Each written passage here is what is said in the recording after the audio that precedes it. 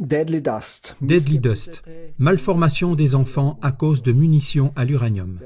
Le producteur de cinéma allemand Frieder Wagner, lauréat or et argent du prix Grimm européen, a fait en 2003 un documentaire sur les conséquences de munitions à l'uranium.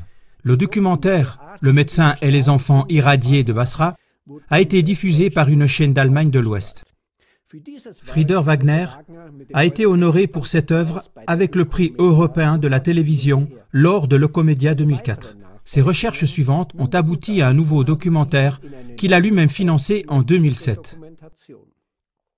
Depuis, le film documentaire de 93 minutes « Deadly Dust, poussière de mort » est devenu l'ouvrage de référence au sujet du crime de guerre causé par les munitions à l'uranium.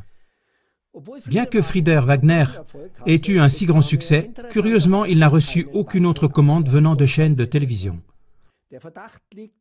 On peut soupçonner que c'est probablement une façon d'empêcher tout autre reportage gênant.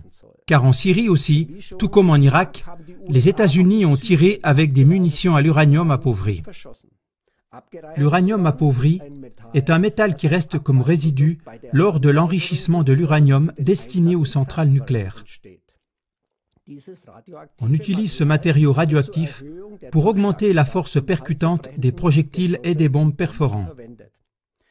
Le commandement central des États-Unis, CENTCOM, a avoué qu'on avait tiré avec cette sorte de munitions les 18 et 23 novembre 2015.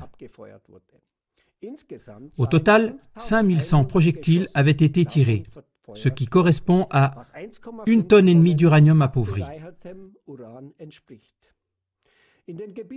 Dans les régions où cette munition est utilisée, on enregistre ensuite une forte radiation atomique. Cette radiation a ensuite pour conséquence que des enfants naissent avec de graves malformations. En Irak, le nombre de malformations est passé de 3 à 18 pour 1000 naissances après l'attaque de l'armée des États-Unis et leurs alliés lors de la guerre d'Irak en 1991 et en 2000. Selon la physique, l'uranium appauvri décroît seulement de moitié en 4,5 milliards d'années. C'est pourquoi, à l'avenir, il faut s'attendre à de nombreuses malformations. Par conséquent, un pays qui fait la guerre commet absolument un des crimes les plus exécrables quand il emploie une munition qui provoquera encore tant de souffrances parmi les générations futures. Après tout, ces crimes sont un crime contre toute l'humanité, car à cause de leur danger potentiel, ils représentent une charge énorme qui pèse sur tout le monde. Le président bolivien Evo Morales en est venu à l'essentiel en disant « Imaginez une guerre avec des bombes atomiques, une guerre atomique. Celle-ci ne va pas concerner seulement les pays qui se bombardent, mais elle va concerner toute l'humanité et détruire le globe terrestre entier. » Là où d'autres se taisent et étouffent des informations, les médias alternatifs et vous, chers téléspectateurs, est indispensable. Devenez actifs et diffusez cette émission.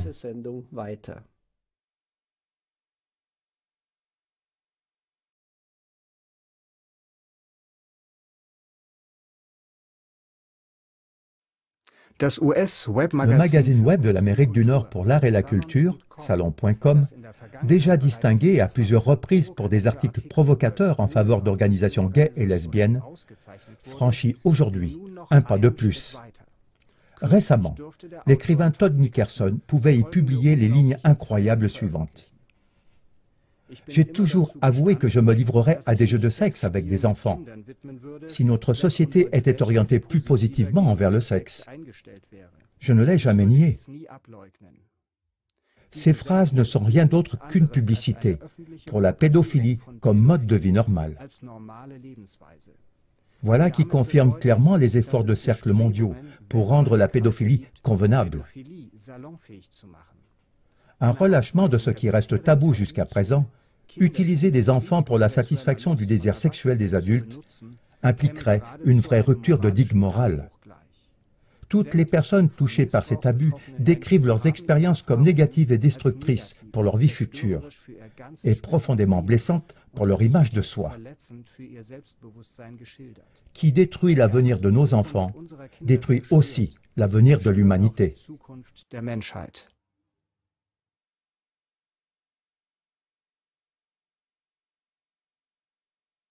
On va faire un jeu. Olivier, on va commencer par toi, on va faire un tour de table. Si tu es président de la République, quelle est ta première mesure? On est sérieux ou pas? Oui. Alors si c'est sérieux, on s'occupe, on fait beaucoup plus attention à tous les enfants maltraités, au réseau de pédophilie et tout ça. On lutte vraiment contre ça, on donne le pognon pour lutter contre ça. Parce qu'on touche à tout sauf aux enfants, voilà, c'est tout.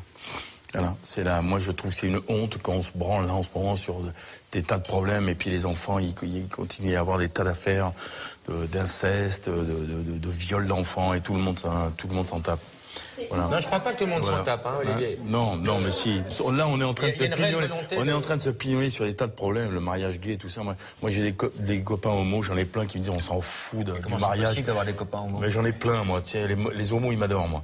Et non, mais c'est pas le problème, c'est que les homos, ils s'en tapent eux-mêmes. Ils se disent, pourvu qu'on soit heureux, on entend que ça, quoi. Il y a quand même des problèmes plus graves, quoi. Beaucoup plus graves.